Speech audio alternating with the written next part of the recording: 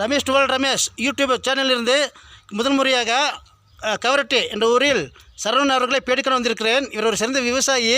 அண்ணா வணக்கண்ணா. வணக்கம் தலைவரமாக. வணக்கம். வணக்கம். நீங்கள் இப்போ எத்தனை வருஷமாக இப்போ விவசாயத்தில் இருக்கீங்க? தலைவரை நம்ம பிறந்தது நம்ம பரம்பரையாகவே விவசாயம் செஞ்சு தான் வரோம். இப்போ ஏறக்குறைய நான் ஒரு 20 வருஷம் மேலே பண்ணிகிட்ருக்கோம். 20 வருஷம் பண்ணிட்டு 20 வருஷமாக பண்ணிகிட்ருக்கோம். இப்போ போகத்துக்கு என்ன போட்டிருக்கீங்க? இப்போ தான் நீங்கள் பார்த்துட்டு இருக்கீங்க. 1 ஏக்கரை பூண்டும் 2 ஏக்கரை காரட்டு போட்டிருக்கோம். ஓ, இது நம்ம காடு தான், நம்ம சொந்த காடு தான். சரி இருக்கோம்.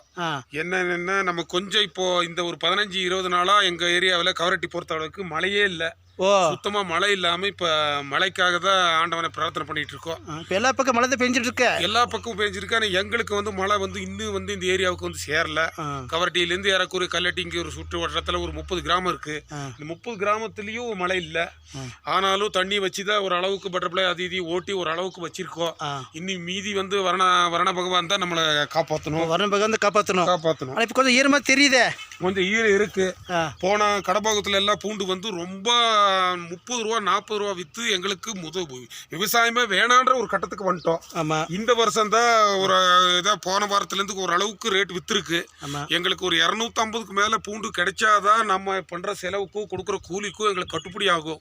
இப்ப 50 ரூபா 60 ரூபா பூண்டு வித்துச்சுன்னா இதுக்கு மேல விவசாயிங்க நம்ம ஏரியாவில பூண்டு போடுறதே நிறுத்துறத தவிர வேற வழி இல்ல.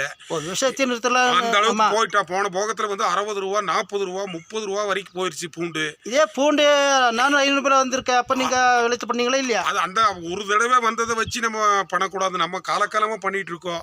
ஒரு நார்மலா வித்து இருந்தா பரவாயில்ல. ஒரே மட்டும் தூக்கிட்டு ஒரே மட்டும் விலை கம்மி ஆயிடுச்சுன்னா எப்படி விவசாயம் பண்றதுன்ற ஒரு அச்சத்திலேயே விவசாயம் பண்ணிட்டு இருக்கோம். இப்ப இந்த வாரத்தை கூட இந்த போன வாரம் ஒரு 200 ரூபா வித்து இருக்கு.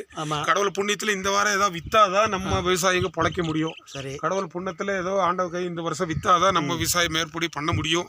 எல்லாமே மழையும் தண்ணி நம்பி தான் நம்ம ஏரியா ஃபுல்லாமே பூண்டு காரட் தான். அதை 2 நம்பி தான் நம்ம தொழில் இருக்கு. காரட்லயும் நம்ம நேரடியா விற்பனை செய்யறதுக்கான எந்த முகாந்திரமும் நம்ம கிட்ட இல்ல. எல்லாமே காரட் வியாபார கையில தான் கொடுக்கணும். அவங்க ஒரு ரேட்டை சொல்லுவாங்க, நம்ம ஒரு ரேட்டு சொல்றோம். அதுல கட்டுப்படியான கொடுப்போம். அது சில டைம்ல கம்மி ஆகும், சில டைம்ல ஜாஸ்தி ஆகும். ஆனாலும் வியாபாரிகளுக்கு தான் கொடுக்க வேண்டிய நிலைமையில நம்ம இன்னும் இருக்கோம். நேரடியா நம்ம விற்பனை செய்யறதுக்கான வசதி நீலகிரி மாவட்டத்தை பொறுத்த வரைக்கும் வியாபாரி கையில தான் இருக்க தவிர விவசாய மக்கள் பக்கத்துல இல்ல. சரி சரவணா, நீங்க இந்த விவசாயத்துல ஒரு தடவை பெரும் நட்டப்பட்டது உண்டா?